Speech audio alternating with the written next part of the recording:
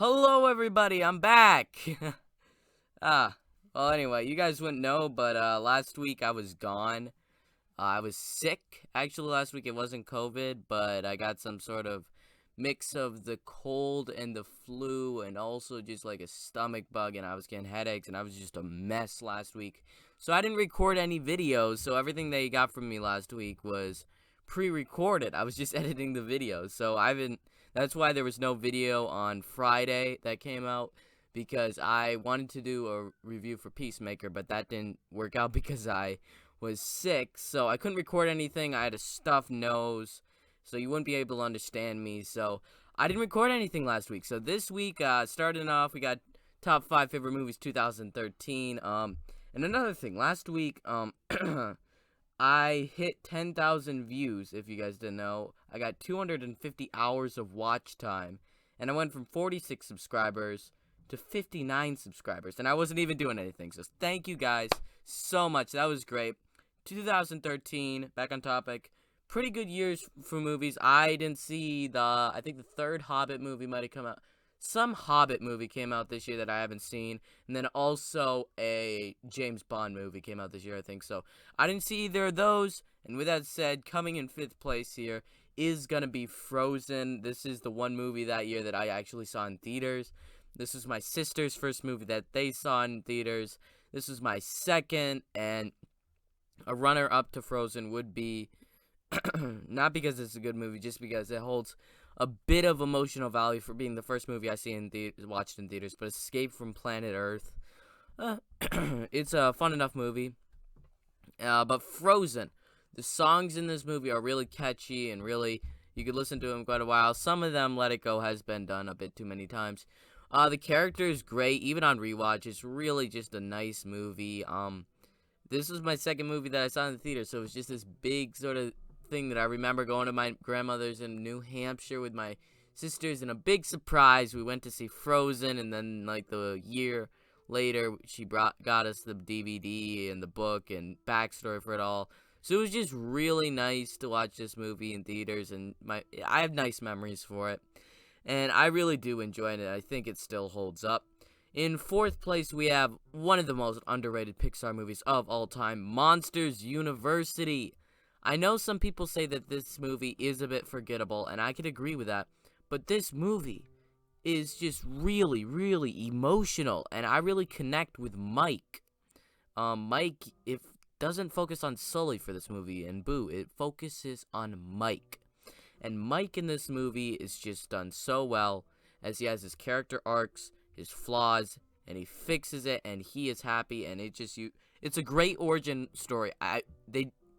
Pixar didn't need to make this movie, but I love what they made from this movie. The villains aren't the greatest, the scare competition is fine, but the characters are the main thing. I remember these characters. The two-headed monster that are friends, the little kid sort of guy that's got a bunch of eyes, Mike, Sully, the tentacle guy, and then just the weird guy that's got like just one limb, it seems like, but that's his entire body. This is just a really sweet and fun movie that I enjoy every single time that I watch, and I don't know why people don't talk about it more. 3rd place here, we have a pretty hard decision, but I'm going to put Hunger Games Catching Fire in here. So I just watched the Hunger Games last month, I think, with my sisters. I'm going to be reading the book soon, so you could expect a ranking from that in the next month or two. It might take a while for me to read them. I haven't started them yet.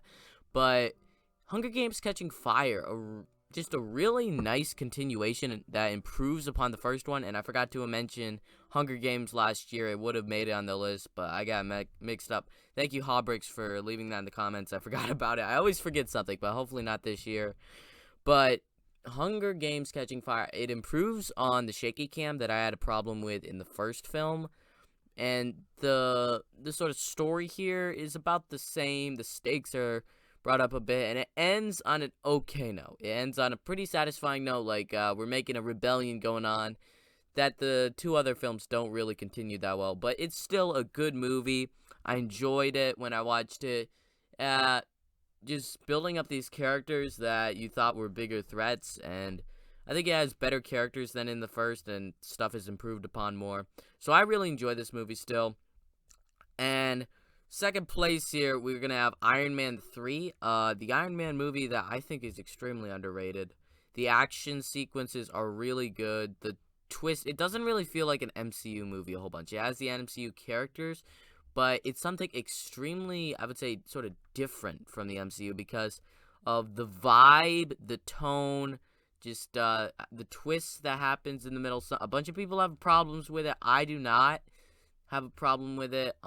It has the best Iron Man action that I've ever seen because he's actually brought down as an actual human being. And he is not like this godlike figure that has all this Iron Man suit stuff like Avengers Infinity War where he could just form stuff out of atoms or whatever. But in here, he's actually going through and building weapons from everyday materials and actually fighting. He feels more vulnerable in this movie, and that's really something nice to see. I'm not huge on the main villain, who it turns out to be. He's okay, but this movie is still pretty underrated, and I really enjoy it. But coming in first place here is Man of Steel, the Superman movie.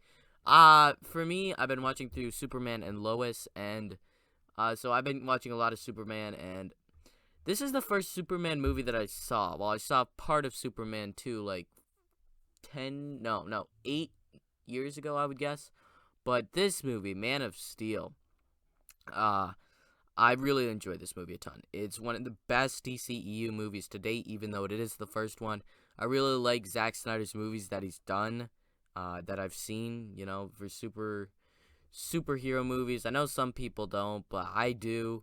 I really enjoy this movie as it gives a different take on Superman, I would say, because this is the only Superman movie that I've seen. I saw half of Superman 2 8 years ago, and then I've seen Superman and then Lois, but that's a show.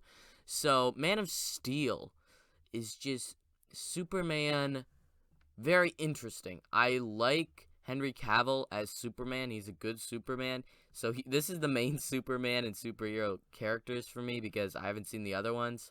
The acting here is really good. The visual effects still hold up. I really enjoy this movie. Like, it's a good movie, and it isn't like the modern superhero movie like last week it was Avengers that came in first. This is a superhero movie, but it isn't really like the Avengers. It isn't campy, corny sort of fun. No, this is mature, thematic sort of a thing. So I do enjoy this movie quite a bit, and comes in first. It's not the greatest movie on these lists. Like, if I'm comparing it to the Avengers, I like the Avengers more. If I'm comparing it to, say, Dawn of the Planet of the Apes, which we'll be talking about next week, it's okay. Harry Potter and Deathly Hallows Part 2, it's Harry Potter just better. So one of the weaker years, I'd say 2013, there was some okay movies. So leave your thoughts in the comments down below. I've been really liking it. Maybe we'll get some new comments down there, new views here, because got those more subscribers. Thank you, everybody, if you're watching this and you just subscribed in the past week. It's been really encouraging to see that. Got me through sickness. I was just getting better and better and more subscribers. So thank you all for that. It's great to know that I'm getting up there. Just thank you for that. I'm getting better. Expect some videos from me this week. And Braden out.